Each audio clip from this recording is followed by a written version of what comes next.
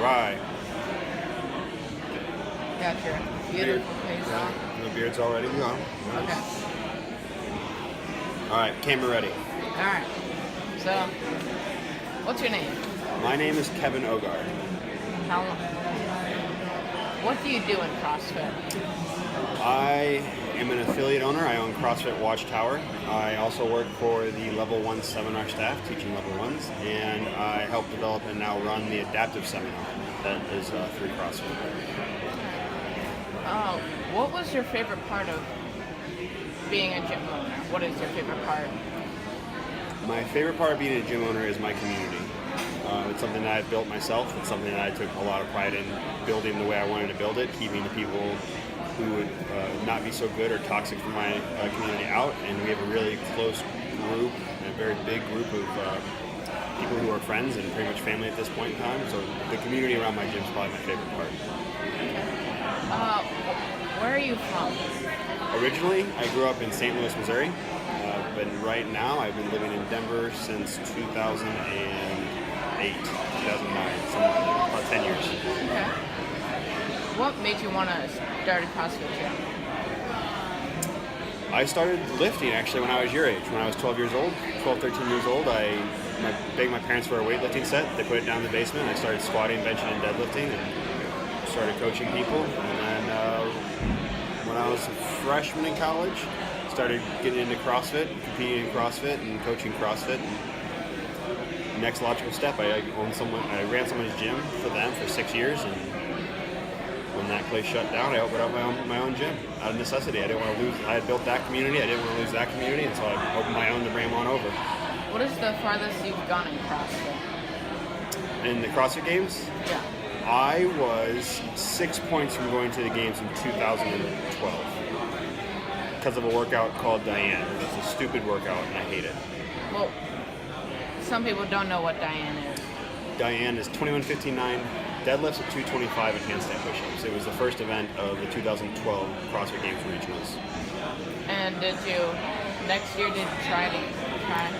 I did. I actually almost qualified for regionals again. I got the flu the day before the Open started, so I actually did 13.1 and 13.2 with 102 fever and a resting heart rate of like 120, and didn't quite do so well in those. So then I went team that year. How did the team go? We were just out there for fun. So the team competition that year, it was just a bunch of our friends that happened to be decently well versed in CrossFit. So we went out there and just pretty much goofed off the entire weekend. We had no ambitions of actually trying to make the games as a team. Okay. So you just want to do that for fun? Just for fun, man. Just the experience for a while. I had gone to regionals 3 other times at that point. A lot of the guys that were on the team hadn't been to regionals yet. So when we qualified the team, it was kind of hey, let's give you guys the experience of competing on this level. Have you ever gone to the games? Nope. Closest I ever got was 2012. 6 points, or I did the math, about 8 seconds. 8 seconds faster on Diane, I would have made it. That 8 seconds. Yeah, every second counts. Yeah. My friend got 0.8 seconds, and he would have gone. Oh man, that's super close. It's like one breath. It's crazy. So, how long have you been doing CrossFit? I have been doing CrossFit since 2007, so 11 years at this point. I got my first level 1 March 3rd of 2008.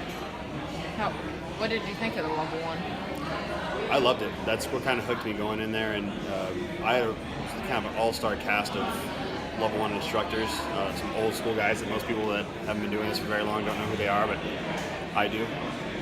And they were really cool to be around, and they taught things really well, and there was a science or a method to the madness of CrossFit, and it really kind of stuck with me. So from then on, that's what I wanted to do. So you said you are in the level 1 seminar staff. Yes, sir. What is it like being an adaptive athlete in the level 1 on the staff?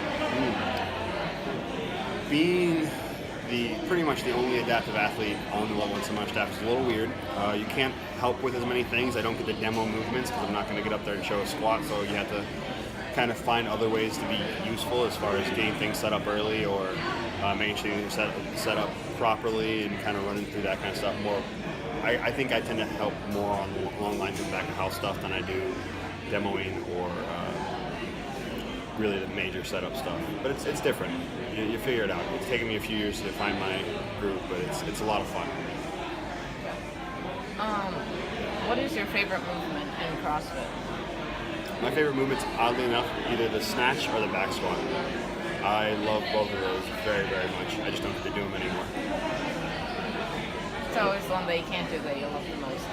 Those are my thing. I never liked upper body before I got hurt. I just wanted to snatch. I wanted to squat. I wanted to do some gymnastic stuff, but I never really liked going shoulder to overhead. It's my least favorite. I stopped benching years ago. I didn't bench really at all while I was competing in CrossFit. I think maybe 3 times in the 7 or 8 years that I competed. So do you still do competitions? Sort of. I do a lot of the wheel walk competitions, like fitness stuff. I officially just retired from the sport, so I'm done. I'm going to jump in on the judging side of stuff and help them write some standards for adaptive competitions within those style of fitness competitions, and then hopefully carry over to the CrossFit stuff. Okay. Do you still do like cleans? Since I know you can probably do an upper body. Yep, still do seated cleans, still do seated snatching. Not quite as heavy as I used to, but I still do a bunch of those. Those are, in my personal opinion, a seated clean and a seated snatch is actually a little more functional of a movement than you see within able-bodied snatching or cleans. Because you really don't snatch dog food or snatch something in the real world or necessarily clean something in the real world, but the snatch and clean from a seated position is actually how a paraplegic gets something from their lap to their shoulder or from their lap overhead every day.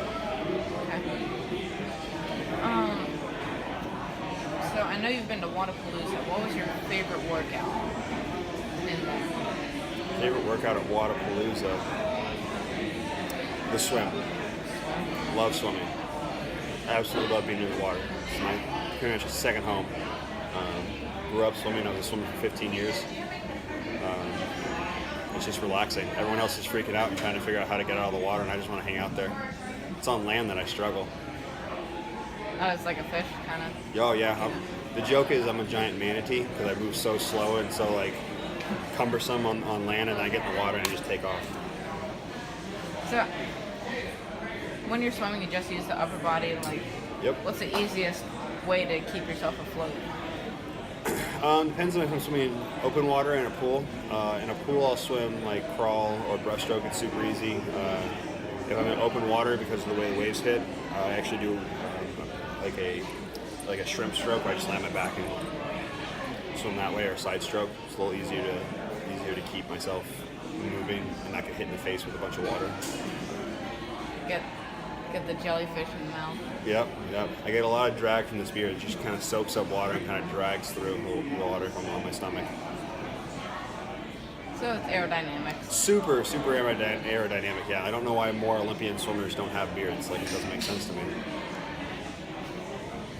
So, in that Wadapalooza competition, did you always like to work out even as an adaptive athlete, or was it kind of when you got that injury, was it like, oh, I barely can do this anymore, but I can do some of it?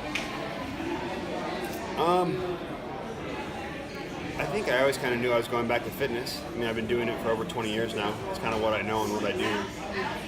So I don't think there was ever a point in time where I was worried about what I was going to do as far as an adaptive athlete. I knew I was going to get back to competing. I knew I was going to get back to training and training others. It just took me a while to kind of figure stuff out. Luckily, I had people like Chris Stoutenberg and Ingrid Gonzalez around who had already kind of figured a little bit out, and then we started working together and figured out the rest.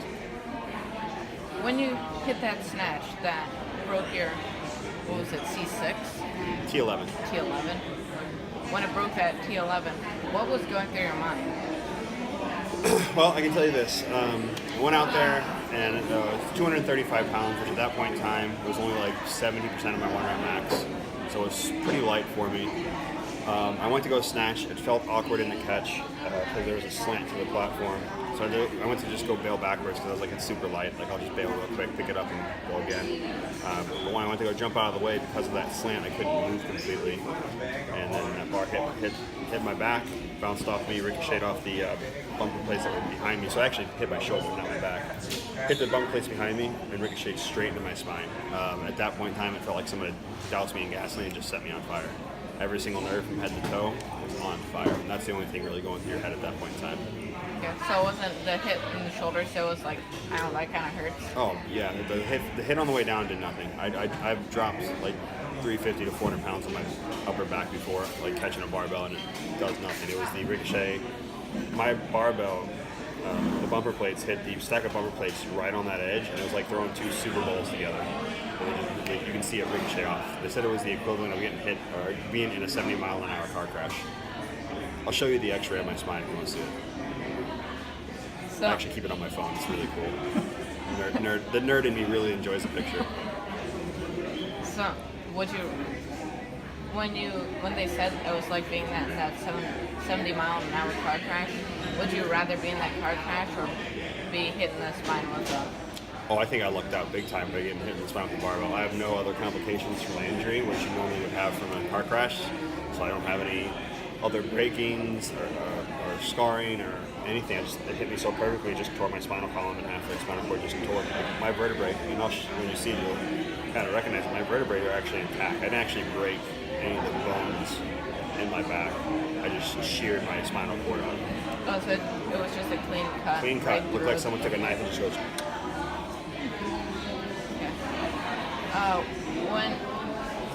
So it just happened from the hip to the feet where you can't move anymore? Yep, I am paralyzed at T11, which is a couple inches below belly button. So right at my hip bone, maybe a little higher, is where the impairment of feelings starts. So like a 1 inch gap around that area. I can tell if someone's touching me, but you could be stabbing me, poking me with a hot poker, or just like using a feather to touch me, and I can't tell the difference. I can just tell someone's touching me. And after that 1 inch gap, it's just nothing. Oh, so like while your hand's on your knee, you can't? Nope. You could stab me in the leg as long if I'm not looking at it, I wouldn't know. Okay. So like even if sunburn, you don't even notice, or it doesn't happen? No, yeah, I have no clue. I could get sunburn on my legs. I could, like, literally. I mean, I'll be rolling around my house and just tear one of my toes open, or get a cut on my foot somewhere and just be trailing blood and have no clue until I see the blood on the floor. And you're like, oh. Oh, I guess I'm bleeding. Yeah. When that ambulance came, like, were your parents there? No, my parents were actually watching live stream from Missouri, so they actually watched the whole thing. I was lucky enough to have a friend with me who is a fire medic in Denver, and so she stayed with me. We lied, said she was my sister. Well, they lied, said I didn't lie. They lied, said she was my sister, but I was very fortunate about that because she was able to ride in the ambulance with me and make sure that they gave me the proper care. Okay. Did you say anything like, I can't feel my legs, or? Oh, I'm sure I said a ton. I'm sure I cussed a ton too. I'm sure things came out of my mouth that I would never think to say in a million years again. I know I was asking for painkillers a lot because it was excruciatingly painful. But they can't really give you any until they get you to the hospital and figure out what's going on. So it was about, to me it felt like an eternity, but it was probably closer to like 45 minutes to an hour, maybe 2 hours before they got me someplace to give me some painkillers. But I was conscious the entire time. Okay. And when they came back with that x-ray of your spine just literally in two? They didn't show me that until I got to Craig, but the doctor came in. The doctor came in and he goes, hey, I got some bad news for you. And I was like, yeah, I'm paralyzed. And he's like, yes, you are. And I was like, that's pretty obvious. I can't move my legs. So then I had to set up for my first surgery to get my spine put back together, and then kind of go from there. So do you think you can walk again? Sure, maybe. I don't care. It's not really. I get great parking. I get to do a lot of cool stuff. It's opened a lot of doors and allowed me to help a lot of people. Being in a wheelchair, and if that's the price to pay, it's not being able to walk. It's a pretty small price to pay. So what about driving? Like, I know there's a different, since you can't press the gas and brake, and there's drive fast, take chances, man. No, they have hand controls that you install into your cars, and they're more like lever arms that attach to your gas and your brake. You can push forward, pull back, push forward, pull back. or up and down depending on what style you have. My car is more like driving a boat, so you throttle backwards and just brake forwards. Okay. It means I can't text and drive. Literally can't. You ever had to have one hand's controlling the pedals, so you don't. Makes it real safe driving with me.